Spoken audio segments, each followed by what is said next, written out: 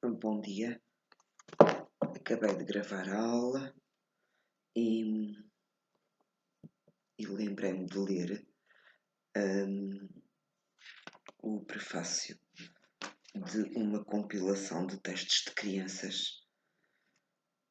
Foi uma compilação feita por uma professora primária, assim que se dizia à altura, num bairro muito pobre de Lisboa. Ela fez uma compilação de textos de crianças,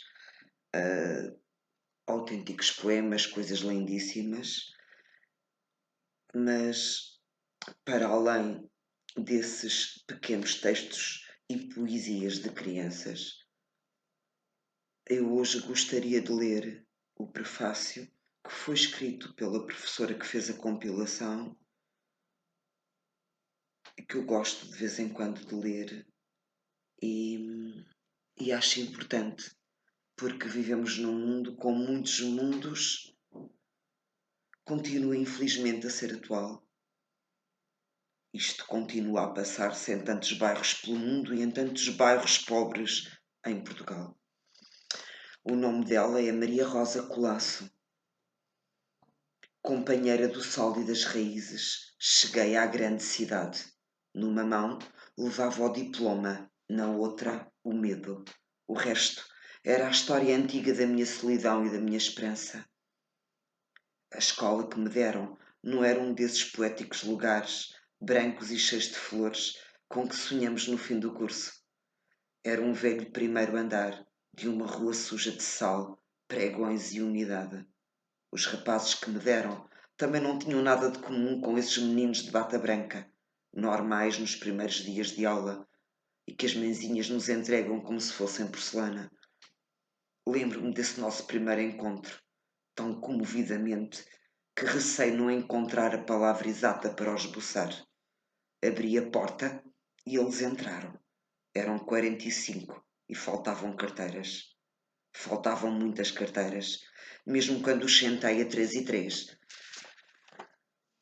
E pus 5 na mesa que me destinaram para secretária. O diretor chegou e disse: "Este é o seu reino e aqui tem os seus meninos." E sorriu. "Se tiver sarilhos, há de tê-los. Mas não estranhe, a esquadra da polícia fica no fim da rua. E eu estou ao seu dispor. Para as necessidades imediatas e que tem isto, tenho que escolher desde o princípio, ou a senhora ou eles. Sem complacências, se quiser sobreviver. Lamento dar-lhe a escória, mas paciência." Desceu a escada e eu fiquei ali, face à nova aventura.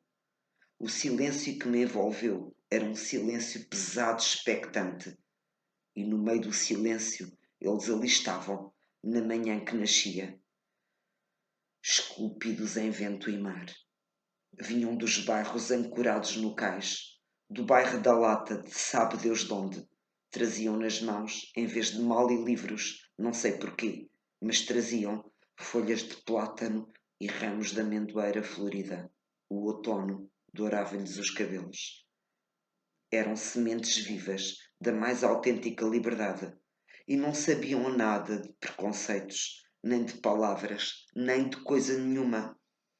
Olhei-os tão bem em silêncio, um por um, longamente. Depois peguei na régua que o diretor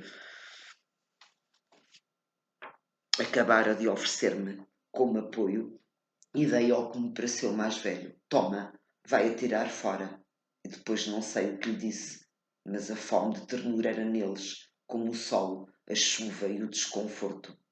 E como éramos primários, pobres e sozinhos, estabelecemos desde aquela hora um entendimento, lúcido e discreto. E foi assim que ficámos solidários e amigos para sempre. E foi assim que aprendi então que a verdade é uma palavra real e a lealdade também. Depois muitos vieram, na Europa, na África, nas ilhas perdidas do Atlântico. Mas ali, na escola úmida e despojada, é que aconteceu um milagre que nunca mais se repetiria. Tenho-me perguntado muitas vezes porquê. E cada vez vou tendo mais a certeza que o excesso de conforto destrói o rosto iluminado do homem. Aqueles não esperavam nem pediam nada, por isso estavam disponíveis para tudo. os passeios que demos, as notícias que comentamos, os poemas que lemos, a vida que conscientemente os ajudei a desventrar, foram a sua primeira riqueza e fizeram crescer na escória uma branca flor de fraterna alegria.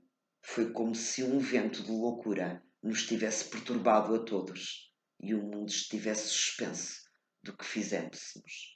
E nas paredes sujas da sala pintámos o sol e pássaros verdes, e nos buracos dos tinteiros partidos nasceram flores. Eles eram a terra quente e aprenderam a amá-la tão bem. E a pobreza que os esboçava começou a ser um pretexto, não para a sua derrota, mas para a sua dignidade e a sua força. A alegria daqueles rapazes contagiava os indiferentes e as pessoas, muitas, muitas, poetas, professores, pintores, operários, sentiam que junto deles as manhãs eram mais claras e a fome mais terrível. Hoje, alguns serão operários honestos, ardinas apressados, vendedores ambulantes, outros serão marinheiros, outros sei lá o que serão. Sei lá o que a vida fez deles. Estas páginas são uma homenagem que lhes devo. Guardei-as dia após dia, ano após ano, até os perder nos novos caminhos que tive que pisar, como um testemunho. Oxalá alguns deles possam ler estas linhas e reencontrar-se nelas. Não eram gênios, nem poetas, nem meninos prodígios. Eram filhos de pescadores, de varinas, de ladrões de coisas, essenciais ao dia-a-dia.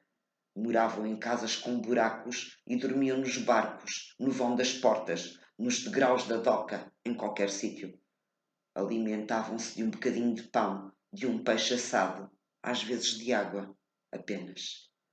Tinham 8, 9, 10, 11, 15 anos, mas conheciam as 1000 maneiras de escapar aos polícias, de viajar à borla, de sobreviver. Os dias eram-lhes duros e compridos, com muita coragem e destemor.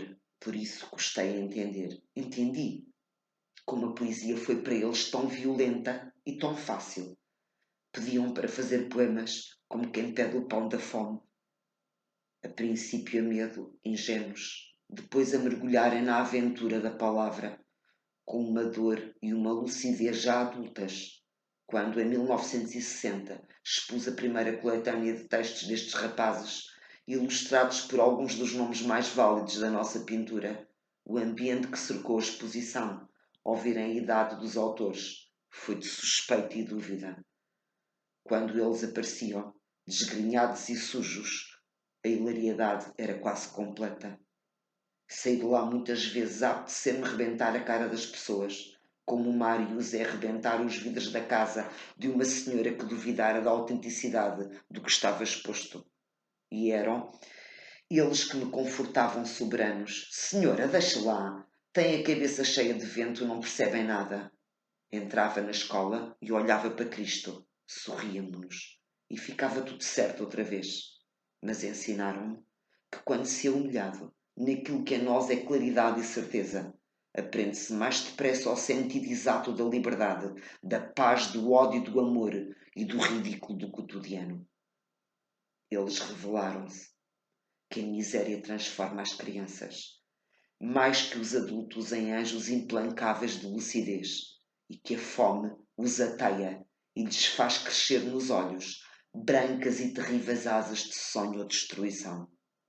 E há nestes anjos de fogo uma voz oculta e violenta em que é preciso, é urgente meditarmos.